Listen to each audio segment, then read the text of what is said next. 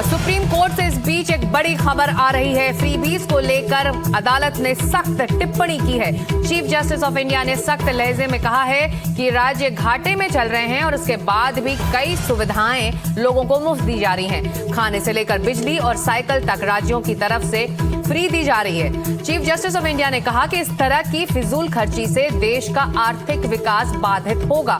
Supreme court ने टिप्पणियां तमिलनाडु विद्युत वितरण निगम बनाम केंद्र सरकार मामले की सुनवाई के दौरान की है। तो ये बड़ी टिप्पणी आ रही है फ्रीबीज को लेकर, जो एक तरह से राज्य सरकारों का टूल रहा है। राजनीतिक फायदे के लिए लोगों को किस तरह से मुफ्त खाना, बिजली, पानी, साइकिल, ये तमाम चीजें दी जाती हैं, इसको लेकर देश की सर्वोच्च अदालत ने सख्त टिप्पणी की है। सीजीआई ने कहा है कि इस तरह की जो फिजूल खर्ची है जो राज्य सरकारें कर रही हैं, उससे देश के आर्थिक विकास को बाधा पहुंचेगी। और नुपुर डोगरा हमारी सहयोगी सुप्रीम कोर्ट से जुड़ रही है। चलते सीधे नुपुर के पास।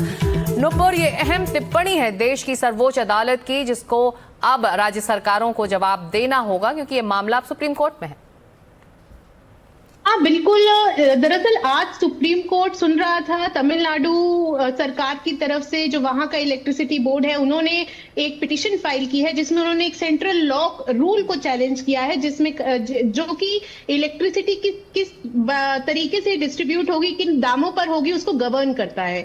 बात ये हो रही थी कि तमिलनाडु में इलेक्शन आने वाले हैं और उसी से पहले सरकार की ये पॉलिसी है कि सबके लिए कुछ सेक्शंस ऑफ सोसाइटी के लिए वो फ्री इलेक्ट्रिसिटी लेकर आए। लेकिन आज chief justice of India Suryakant ने बहुत कड़े सवाल पूछे हैं, ना कि सिर्फ तमिलनाडु सरकार से बट ऑल्सो सारी स्टेट गवर्नमेंट्स, जितनी स्टेट गवर्नमेंट्स है। उन्होंने कहा कि ऐसा एक स्टेट नहीं है इंडिया में जहां पर रेवेन्यू डेफिसिट में सरकारें नहीं चलती और उनका आधे से ज्यादा टाइम या तो अपने तनख्वाहें देने में जाता है या ये फ्रीबीज की पॉलिसी का खर्चा उठाने में जाता है, जो कि सरासर गलत है।